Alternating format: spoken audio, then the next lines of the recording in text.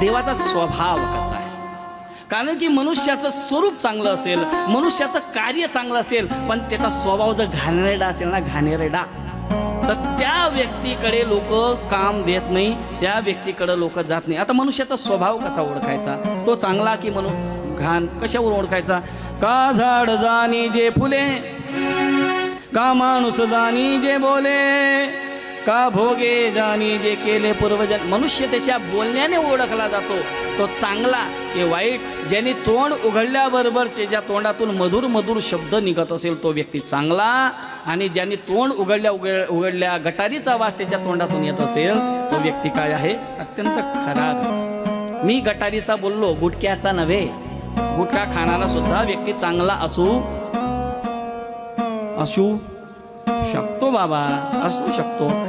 आता सवय लागल्यामुळे सुटत नसेल, पण असू शकतो. म्हणजे असू शकतो म्हणजे असतातच. गुटखे खाणारे वाईट नसतात.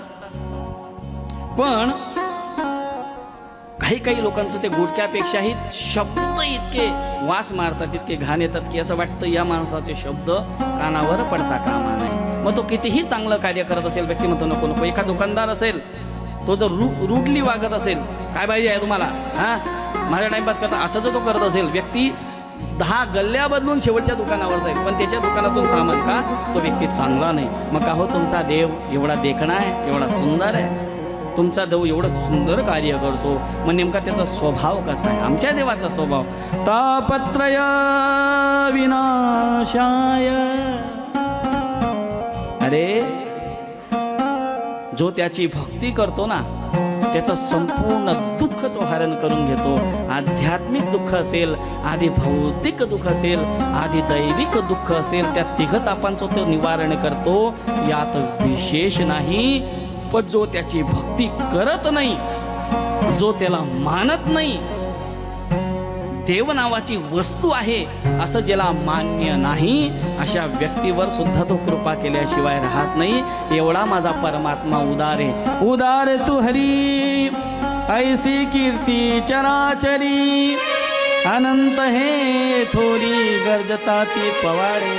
भागवतामध्ये भगवंताच्या स्वभावाचं वर्णन केलंय.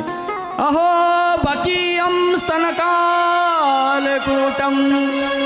जिगांसया पाय यदप्यसाध्वी, लेभे गतिं धातृचितां ततोन्यं कं वा दयालो शरणं व्रजेम.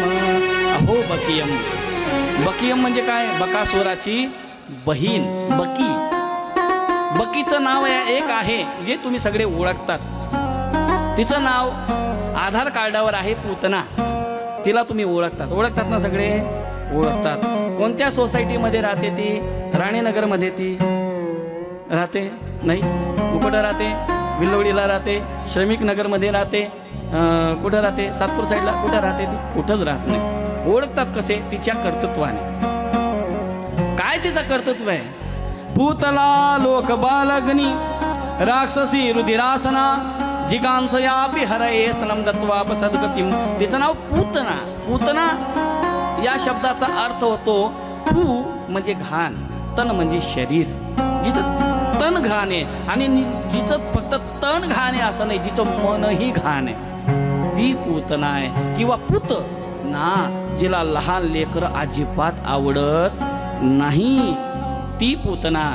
पण ती पूतना मी बरी म्हणतो, पण आजच्या कलियुगाची पूतना तिच्यापेक्षा वाईट आहे. कारण की त्या पूतनेला दुसऱ्याचे लेकरं आवडत नाही, आणि आजच्या पूतनेला स्वतःच्या पोटामध्ये वाढणारी मुलगी ही आवडत नाही. क्रिटिंगच्या नावाखाली, एबॉर्शनच्या नावाखाली तिला मारून टाकतात. महाराज आजचाच काहीतरी मी व्हिडिओ आला, काही अगदी काही 8-15 दिवसाचं लेकरू, 8-15 दिवस बी नाही, कुठं आम्ही MP मध्ये छत्तीसगडला होतो कथेला.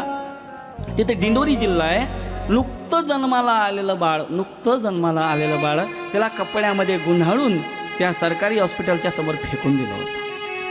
काय त्या लेकराचा दोष असेल महाराज, काय त्या लेकराचा दोष असेल. पण मी म्हणतो ती पूतना चांगली, खरंच चांगली. पण आज जरी नावाची पूतना नसली ना, पण काही महिला त्या पुतनेपेक्षाही वाईट वागतात, आणि त्याला कारणीभूतही त्यांचे पती असतात. नको आहेत बऱ्याच लोकांना मुली, आजही नको आहेत, मुली नको आहेत. आता कधी आपले डोळे उघडणार? ओ मुलींचं एवढं वाईट झालं, चांगल्या चांगल्या मुलांचे आजही लग्न होत नाही. ज्यांचे झाले ते भाग्यवान, ज्यांचे नाही झाले माझ्याजवळ एक पर्याय, या तुम्ही माझ्याजवळ. काय पर्याय? माझ्याजवळ जसे कपडे भरपूर आहेत पडलेले, लोक देतात, घालून देऊ, हिमालयात पाठवून देऊ तपश्चर्याला. तोच एक ऑप्शन आहे, ओनली ऑप्शन, दुसरं काही ऑप्शन नाही महाराज. म्हणून ती पूतना होती. आणि ती पूतना कशासाठी आली होती? गोकुळात आली होती. तुम्ही ऐकालच कृष्ण जन्म 5व्या दिवशी ही कथा ऐकाल. ही भगवंताला मारण्यासाठी आली होती पूतना. स्तनकालकूटम, स्तनामध्ये विष भरून आली होती. जिगांस यापाय, भगवंताचं मारण्यासाठी आली होती. असाध्वी, ती दुष्कृत्य करणारी असाध्वी स्त्री, वाईट स्त्री. लेवे गतिम धातृ उचिताम ततोन्यम, धातृ उचिताम ततोन्य. हा, जी गती आईला द्यायची, जो मोक्ष आईला द्यायचा, तो अगोदर कोणाला दिला? पुतनेला दिला. कंवा दयाळू शरणम. असा दयाळू कोण असेल? असा दयाळू कोणीही